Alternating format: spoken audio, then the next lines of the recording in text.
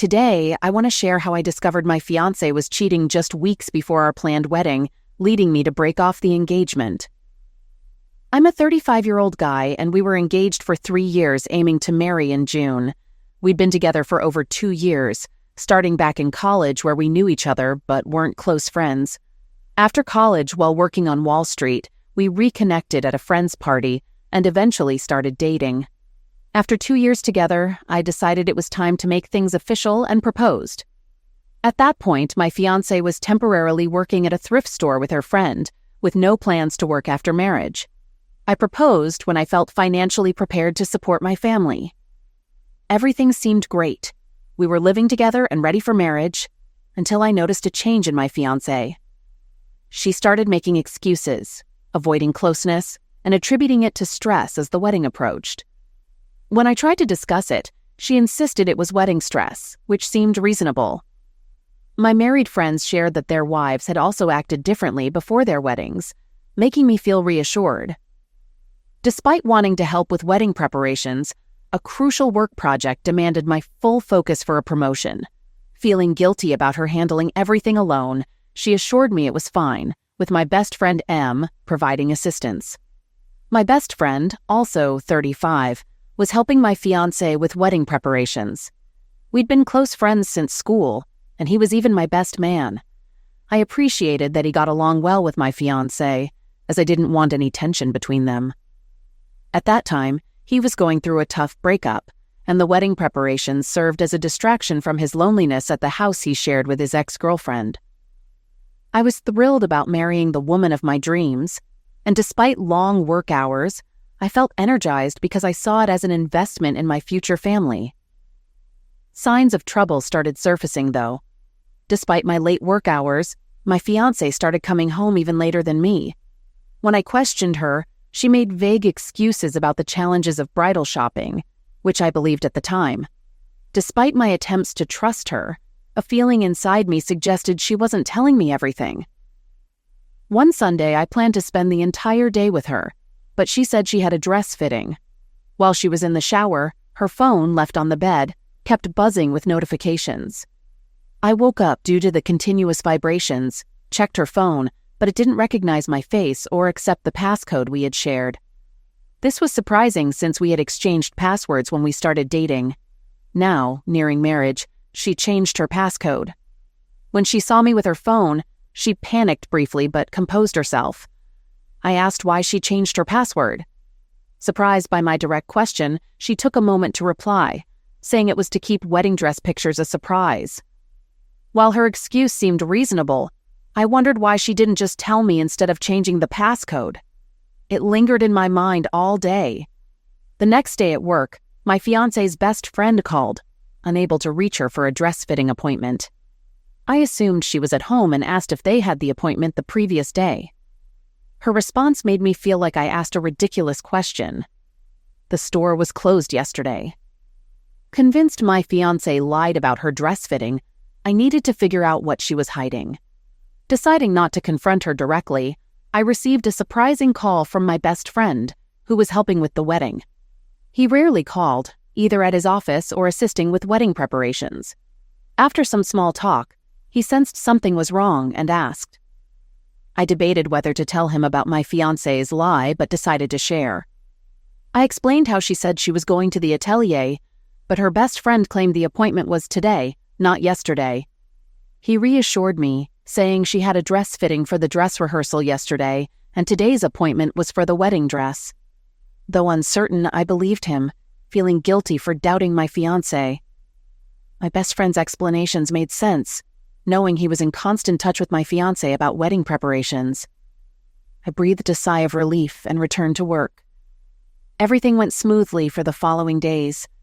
My future wife was still acting differently, but it was due to the stress of wedding preparations, despite her assurance that everything would be fine eventually.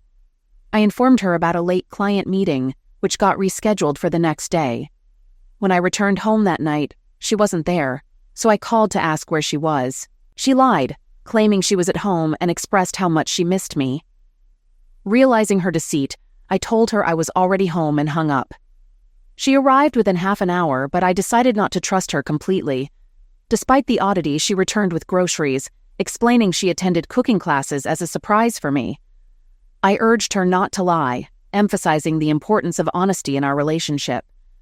Despite her nodding and hugging me, I remained cautious. When I tried to kiss her, she deflected, insisting on putting away the groceries.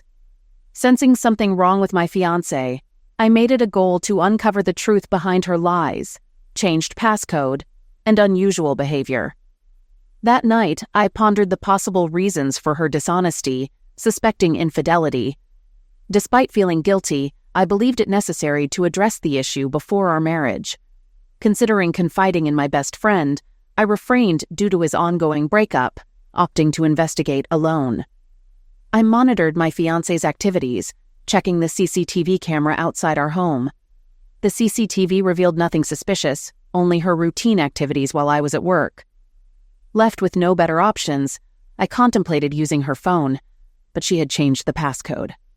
With no other choice, I decided to follow her discreetly to discover the truth before our marriage.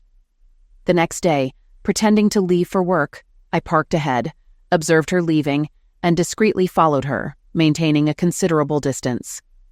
She visited a thrift store and a florist before returning home. Despite her routine, my suspicions persisted. Planning to observe her for another day or two, I hoped to dispel doubts. Everything seemed fine when I returned home that evening, and the pattern continued the next day. Although she displayed no unusual behavior, my suspicion lingered. I considered the possibility that she sensed my surveillance but quickly dismissed the thought, keeping my discovery to myself and maintaining enough distance while following her car. On the third morning, my best friend called about planning my bachelor's party. I let him know I was okay with whatever he wanted to arrange. There was a lot of noise in the background, including some very loud songs, which I recognized as old Spanish tunes. Unable to ask him where he was due to another work call, I had to rush to the office urgently. Feeling there wasn't a point in following my fiancée since her routine remained consistent, I focused on my work at the office. The jeweler making our wedding rings called, stating my wife hadn't provided her ring size, so they contacted me. I called my wife to ask for her ring measurement, and to my surprise, loud old Spanish songs played in the background as soon as she answered. I questioned her whereabouts, and she mentioned being with her best friend, not mine. I conveyed the jeweler's message, and she assured me she would visit the store later to provide her ring measurement. Ending the call, something felt off. Maybe it was a coincidence that I heard the same Spanish songs with both my fiancé and best friend, but I doubted it. Calling my best friend again, he said he was at a cafe for a client meeting. However, I recognized my fiancé's high-pitched laugh in the background, which abruptly stopped. My friend quickly made an excuse and ended the call. They had no reason to lie if they were together, and they used to hang out for wedding-related matters. So why did they lie? I suspected the answer in my subconscious but wasn't ready to accept it. I chose to stay quiet until I had concrete evidence. Instead of going home directly after work, I visited my best friend's place. Not finding his car, I noted the time, sick-eyed, and proceeded home. Realizing it took only 23 minutes to get home from his place, the same time my fiancé claimed to return from a cooking class, heightened my suspicions. Upon arriving home, my fiancé was still not there. As I freshened up, I contemplated the turmoil in my life, about to get married, yet my fiancé might be cheating with my best friend. Despite a small hope that my fears were baseless, the looming suspicion persisted. The following day, I once again trailed my fiancé to the thrift store, her regular spot. She carried on with her usual routine, and just when frustration set in due to the lack of evidence, my best friend entered the thrift store. Yet, it didn't confirm anything. Perhaps he was merely helping with wedding preparations. He exited after 45 minutes, leaving me without substantial proof to confirm or deny my doubts, which grew increasingly frustrating. The next morning, during breakfast, I recalled leaving a file in the bedroom. Retrieving it, I found my fiancée getting dressed after her shower. Passing by, I noticed a hickey on her shoulder blades. Clearly, I hadn't given it to her, as it had been more than a month since our last pally moment. I stopped, and she appeared surprised. Tracing my finger over the hickey, she shivered. It was unsettling. I didn't need to ask. She started explaining on her own, claiming it was an insect bite from the previous day. Disbelieving, I told her it didn't seem like an insect. She grew scared and continued with more lies. I remained silent, more determined than ever to find evidence to confirm my suspicion. The first thing I did upon getting into my car was to check the CCTV recording of the previous day. As expected, my fiancée wasn't wearing an off-shoulder top. She got into the car in a dress fully covering her shoulder. Though seemingly useless, I spent that day following her, finally discovering something. She went straight to my best friend's house. I witnessed him coming out and hugging her. They stayed inside for almost the entire day. I knew that if I went there, my doubt would be confirmed, and I'd find them in bed together. Instead of ringing the doorbell, I used the spare key my friend had given me for emergencies. He had my house's spare key as well.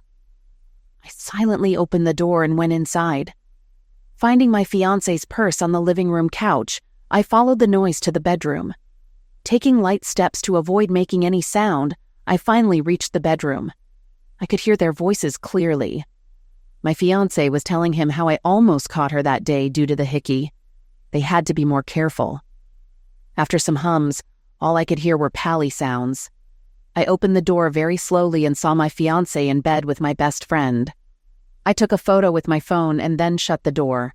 Returning to the living room, the bedroom door opened again, and my fiancé came out laughing. Her smile vanished as soon as she saw me. Wearing my best friend's shirt and nothing else, she stood there frozen, and my best friend, who followed her out, also froze upon seeing me. Angry and unable to think straight, I punched my best friend in the jaw. I told my fiancé I never wanted to see her face again and stormed out of his house. Instead of going to work, I went straight home, lacking the energy to face the betrayal, which stung from my best friend and my woman. Just as I was exiting my car, my fiancé arrived home too. I demanded she leave my property, but she didn't listen and followed me inside, tears in her eyes, begging me to listen. I knew nothing she said could make their actions okay, but I decided to hear her out. I told her to speak. She was initially shocked, wondering how I agreed, but then she began explaining. The whole situation started when she began planning our wedding after my best friend's breakup. She claimed to be consoling him because he was really low due to the breakup, and one thing led to another, resulting in them kissing. She insisted it never meant to be anything more, just helping him move on.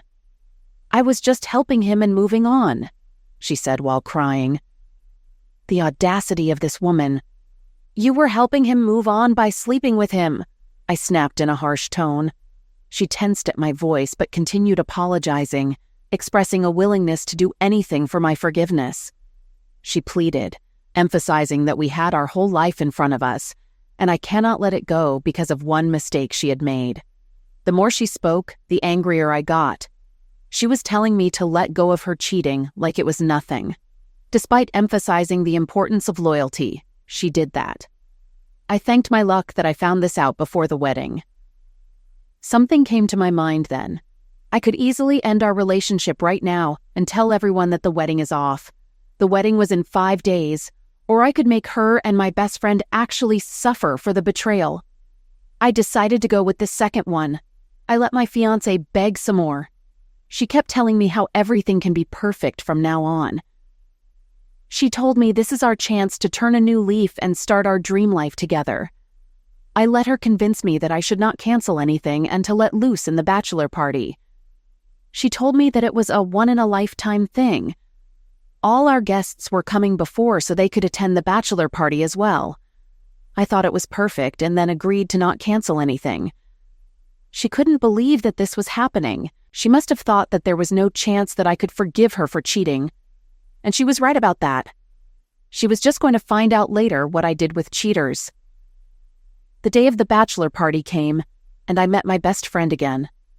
He insisted that he came to my house instead of the club we were going to. As soon as he entered the house, he started telling how sorry he was and how he didn't mean to ruin my relationship with my fiancé. I told him it was okay, and I forgave them. I told them that everyone made mistakes. I was giving them another chance. I went to the venue with him and met my other friends. None knew that I was faking it here and had no intention to actually do this or whatever. I acted like I was having the time of my life here that night. I kept thinking about their betrayal. My fiancée was staying at her parents' house until the wedding, and that was for the good only. I didn't think I could see her face and not think about her betrayal. My thoughts went to the day he called me up and told me that she was going for the dress rehearsal dress fitting. He lied to me because she was with him, and they must have known that. I had talked to her best friend and knew that the store was closed. I had decided that I was going to end everything over dinner, so everyone knew what had actually happened and why the wedding was being called off. My fiancée was coming with her parents to dinner. I reached the venue earlier and talked with the staff to arrange a projector for me. The guests started arriving. Everyone in our immediate families and our closest friends were present for the dinner. None knew, but I had told the officiant to come a bit late. My fiancée started panicking about the officiant not being there, but I smiled at her and told her that it's fine. I then said to everyone that to pass the time while the officiant gets here, I had to share something with everyone. Someone in the wedding party said that I can wait to make the toast later, but I said that I wanted to do it then itself. I began my speech by telling everyone how I met my fiancé and how my relationship had been so perfect. My fiancé looked at me with tears while she smiled at me. She was smiling because she didn't know what was coming for her. I told her that I'm really grateful for everything she had done for me throughout. I told everyone how she had always prioritized me and my family first. I told everyone that she is the most thoughtful woman. She thought so much about others that she started sleeping with my best friend just to help him move on. As soon as I said that line, everyone got tense. My fiancée got frozen on her spot. There was pin-drop silence in the hall as I moved my attention to my then best friend. I told everyone how we have been best friends since school. I shared a memory of how in school we punched a guy because he asked out my best friend's then girlfriend. "You really were like a brother to me," I said, looking him in the eye as I pulled out my phone and projected the picture I took that day. Everyone gasped, seeing my fiancé and best friend undressed in bed. Turning to my fiancé, I found her looking at the floor. I approached and told her to never come in front of me again. I asked for my ring back. Not that I cared much about it, but I didn't want her to have that piece of commitment. She handed it to me with shaky hands. I mentioned calling movers to relocate her stuff, warning her not to enter my property again. Whispers circulated and others stared. I thanked everyone for coming and declared the wedding over, shocking Nguyen. It was clear the wedding wouldn't happen. I said I'd send her the bill for everything, shocking her again. I shrugged, telling her she wasn't responsible anymore. Her infidelity led to the wedding's cancellation, so she'd pay for it. Exiting the hall, I never looked back at my fiancé or best friend. They made no attempts to convince me this time. Movers took her stuff the next day. I ensured nothing of hers was left to avoid excuses to return. I didn't need to send her the bills. Vendors contacted her directly. Blocking her on social media and her number, I avoided negativity. Continuing with my head held high, I heard my ex-fiancé couldn't meet anyone's eyes and had gone to another state to stay with her cousins. My best friend never contacted me after that day, sending my house keys through a mutual friend. Everyone knew of their betrayal, facing the consequences of their karma. Living my life, faithful to my fiancé and a good friend, I didn't deserve what they did. Taking therapy sessions to move on and lead a happy life, I thank everyone for listening. Update. 6 months have passed since I called off my wedding, almost a year in total. A mutual friend informed me that my ex-fiancé started dating my best friend, the one she betrayed me with, 2 months after the wedding was called off. Initially happy, they became gossip fodder as others found out, leading to problems. Eventually, my ex-best friend cheated on her with a colleague, and she learned about it months later, prompting a breakup. I share this since I've already shared everything else. Update. It's been 2 years since I found out my fiancé cheated on me with my best friend. In my last update, I mentioned she also broke up with him. Following the breakup, she attempted to contact me despite being blocked everywhere. It happened at a party, and she thought it was fitting to ask for forgiveness there since everything started at a party. I laughed, making it clear that even if she were the last person on earth, I wouldn't get back with her.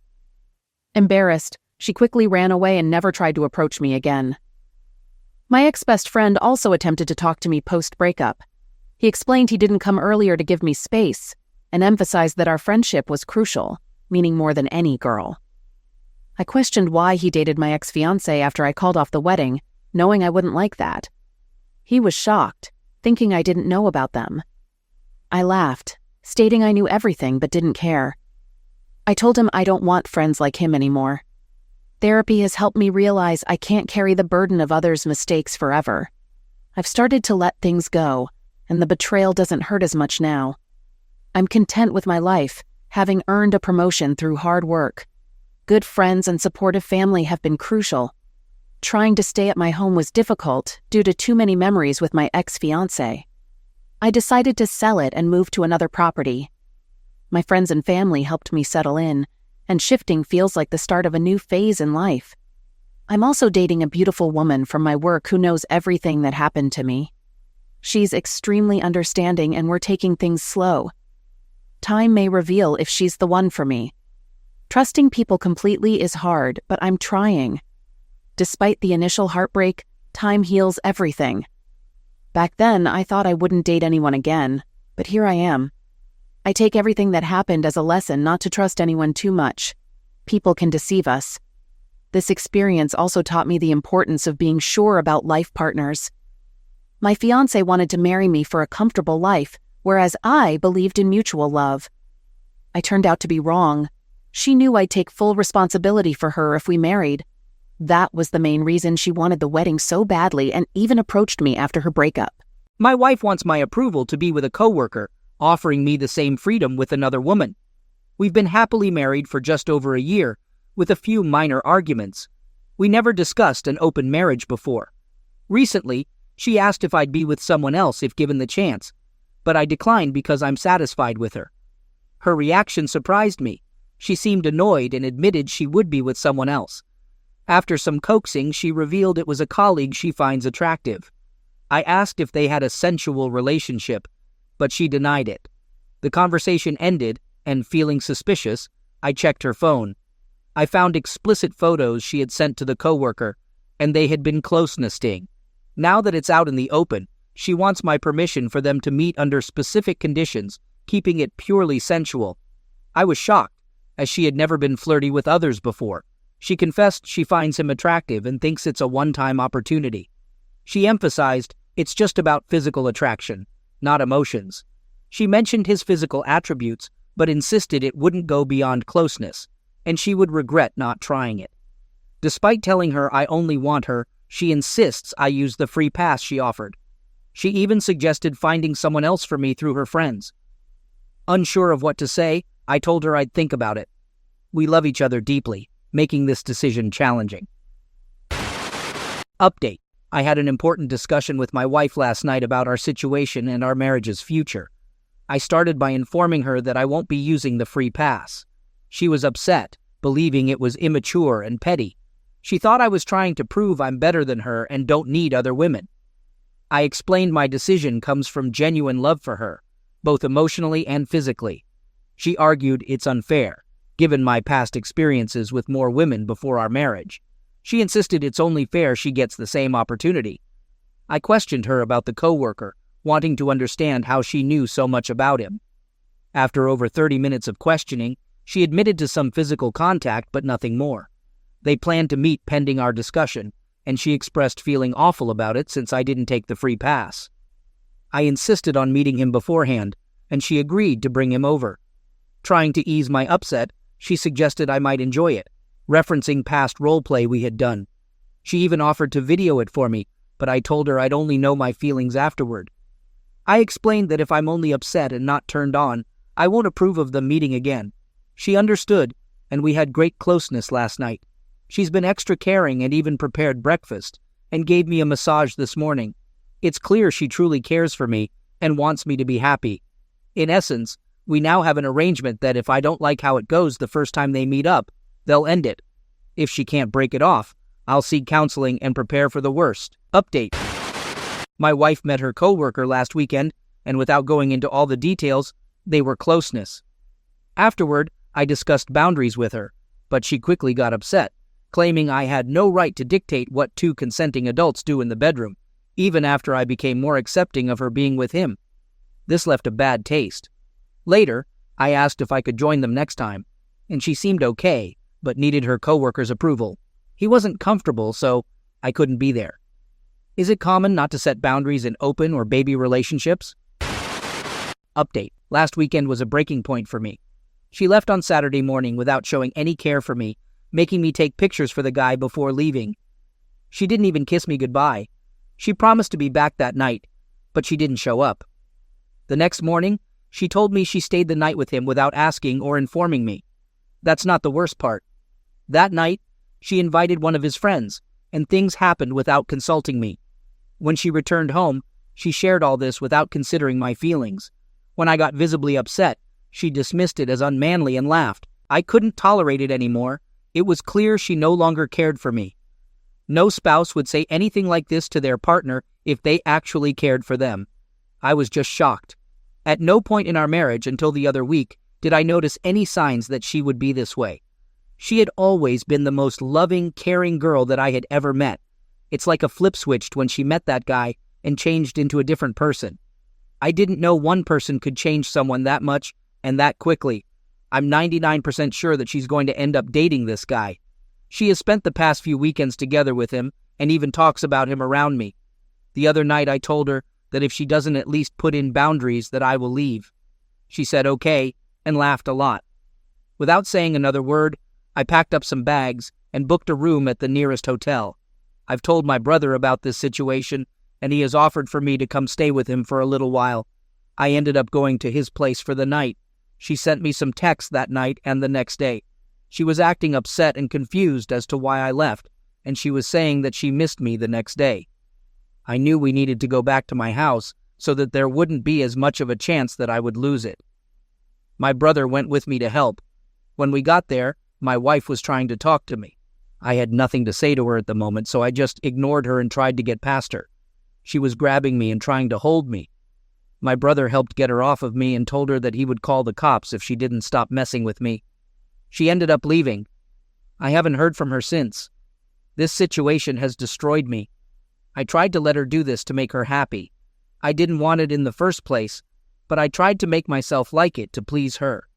I never saw any signs or anything that she would be this manipulative and this bad of a person before we got married. I don't know where any of this came from. She was the most amazing, thoughtful person ever. Now that this has happened, my whole outlook on life and relationships is different. So what advice would you guys give me? Whether it's next steps in dealing with my current wife or in the future, when I'm back in the dating game, how do I tell our families and friends? How do I speak to my wife about it? I'm really having a tough time handling all this. Update. I left her last week and went to stay with my brother. After talking to him and reading several comments, I figured it would be a good idea to try to go back and stay at my house to make sure that I wouldn't lose it. The next day, when we got divorced, I decided to go back there. My brother was going with me too. When we got there, my wife was trying to talk to me and grab me. I ignored her the whole time and pretty much acted like she didn't exist. She got pretty rough and was beating on my chest. I finally pushed away. My brother told her that if she doesn't leave me alone, that he would call the cops. She finally left after that. I didn't hear from her the rest of that night. The next day I did receive a picture of her and her new coworker. It was a normal selfie of them together. There was no text with it. I showed her to my brother, and he said that she must be sick in the head to do that. I finally met up with a divorce attorney for an initial meeting and consultation. It went well, and he told me things that I needed to know in preparation for the divorce. He said that the pictures and videos I have of them will be helpful evidence. The only problem with the situation is that she may prove that I agreed to everything, even though there was manipulation involved. My brother and I went over to my parents to sit down and talk with them about what was going on. They were shocked to hear this about her and almost didn't believe it at first. My brother had my back and confirmed with them that everything I said was true. They wanted to talk to her, but I told them not to. The next step was telling her parents. I debated about this for a while, as I did not know if it was my place to do so. After a while, I finally decided that it would be best to.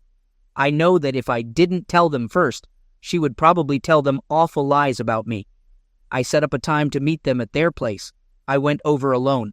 After a while of just sitting there and having small talk, I finally built up the courage to tell them what was going on. The looks on their faces were unbelievable. They looked disgusted. They had never seen this side of their daughter. I was surprised that they didn't put any of the blame on me. They understood that I loved her and wanted to do whatever I could to make her happy. They even hugged me before I left. We were all in tears. They knew that divorcing her was the last thing I wanted to do, but understood that I had to at this point. This weekend, I spent most of my time talking to my lawyer and hanging out with my brother at home. On Saturday night, my wife texted me, saying she was coming over.